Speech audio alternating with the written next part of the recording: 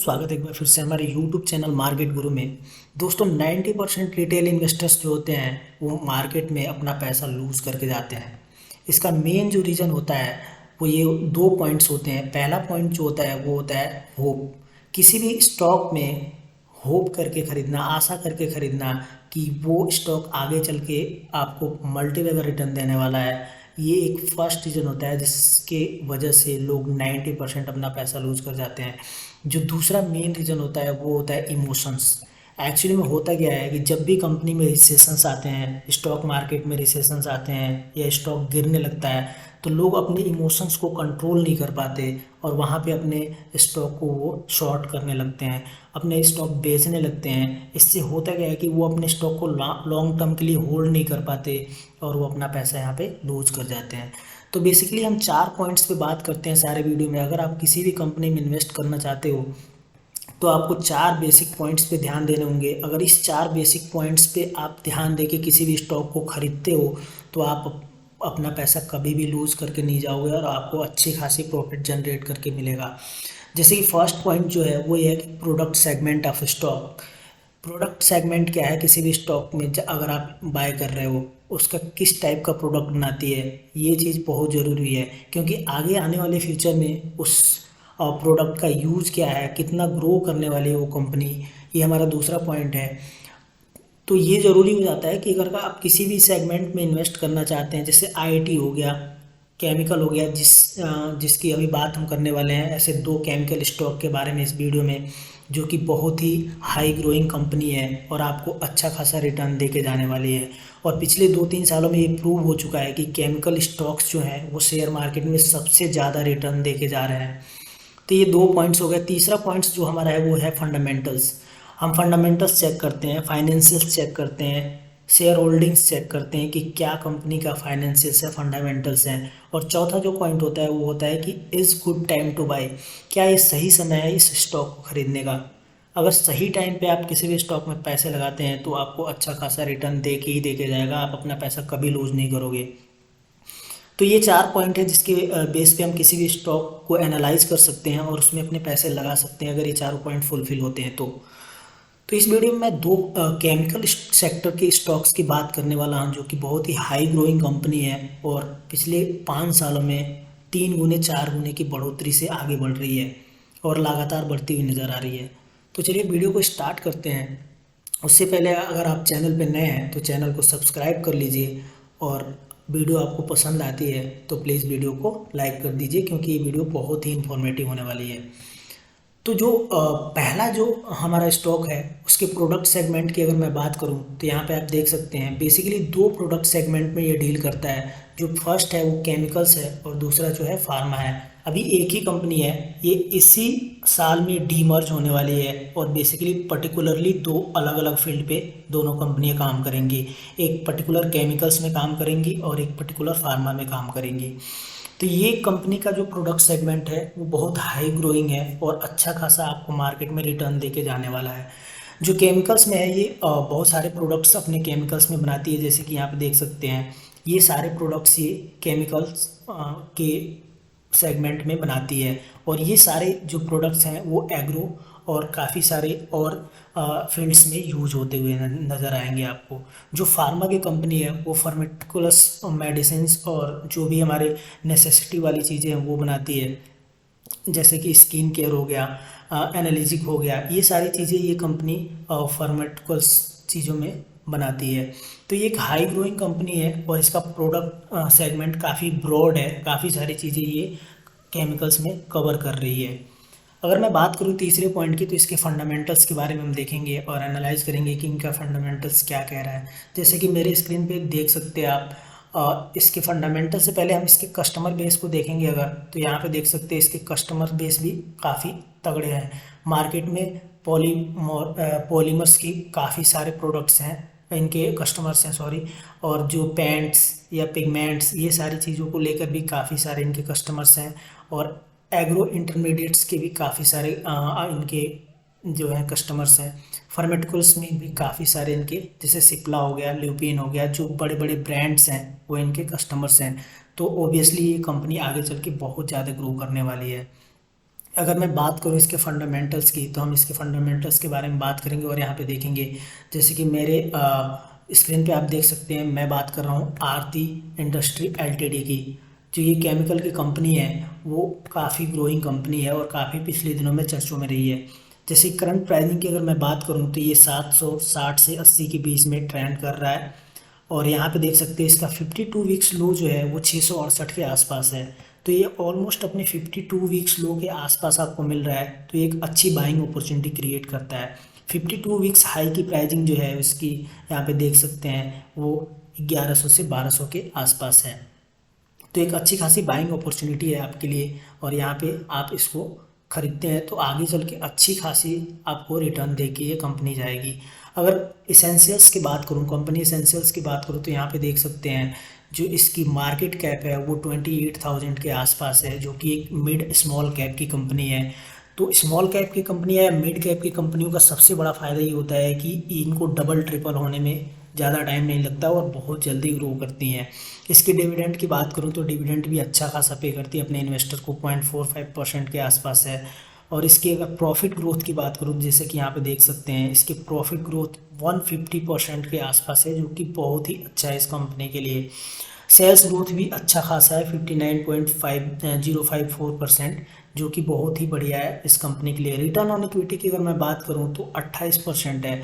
Return on equity का मतलब ये है कि कोई भी इन्वेस्टर, अगर आप कोई भी रिटेल इन्वेस्टर या कोई भी इन्वेस्टर इनको खरीदता है तो 2 से 3 गुने के प्रॉफिट के साथ ही रिटर्न आपको दे रही है अभी 28.03% के आसपास जो है।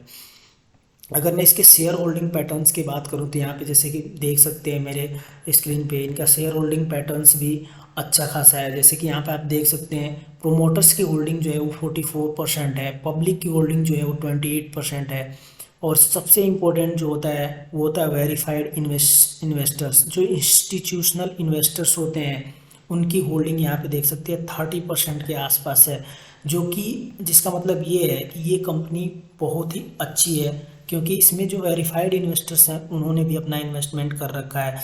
तो जो वेरीफाइड इन्वेस्टर्स होते हैं वो कंपनी के फंडामेंटल्स को चेक करके, काफ़ी सारी चीज़ें चेक करके तभी वो किसी कंपनी में इंटरेस्ट दिखाते हैं। जो हमारा चौथा पॉइंट है उस पर हम बात करेंगे, और वो ये है कि is good time to bye.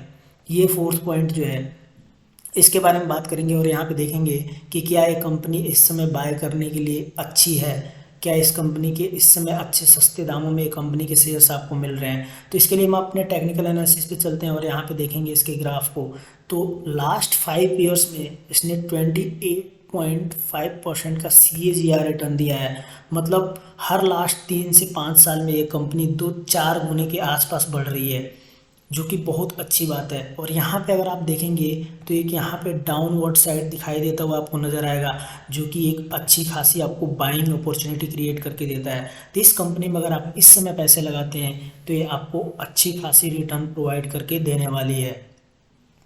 तो यहाँ पे आप इस स्टॉक को बाय कर सकते हैं, और 2 से 3-4 साल के लिए भी इसको होल्ड करते हैं तो आपको 4 से 5 गुने का रिटर्न आराम से देके ये कंपनी जाएगी, क्योंकि ये इसके सारे जो 4 पॉइंट्स हमारे बेसिक एनालिसिस के हैं वो सारे स्ट्रॉन्ग है, अच्छे हैं।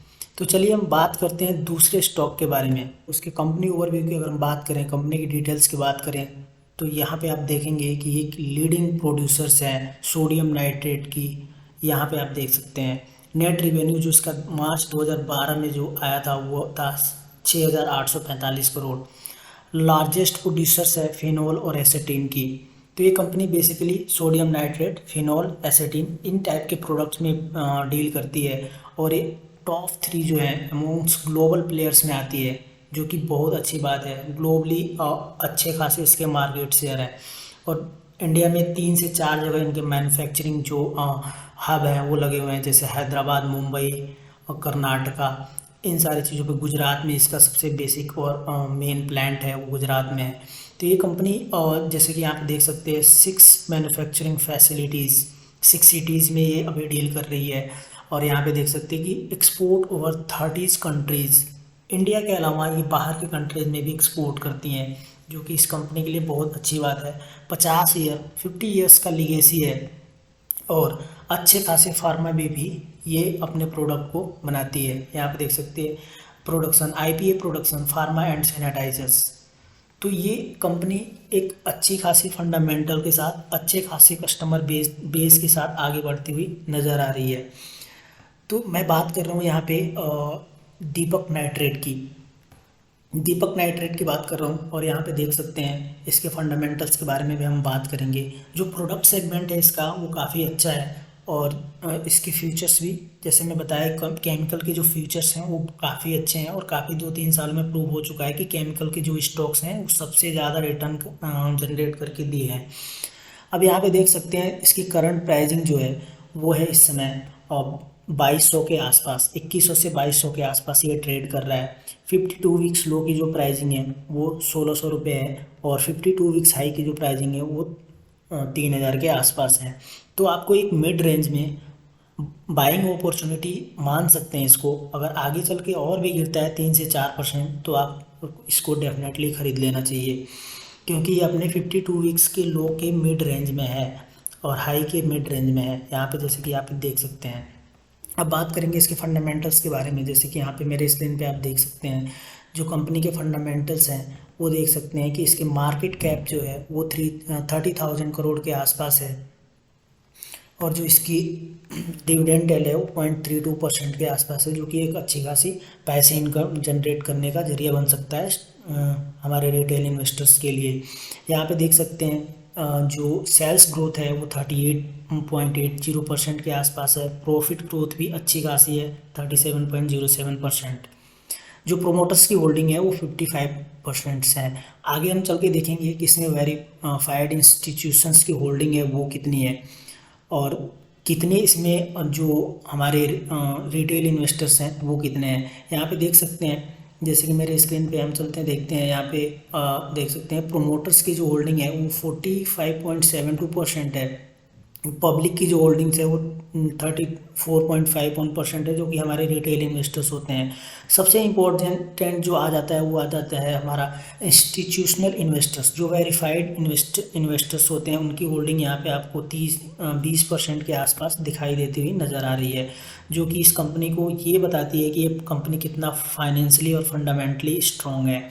यहाँ पे मैं बात करूँगा इसके क्या ये इस समय ख़रीदने के लिए बेस्ट है। तो बेस्ट तो नहीं कर सकते, क्योंकि अभी इसकी जो करंट प्राइसिंग है वो थोड़ी सी हायर है।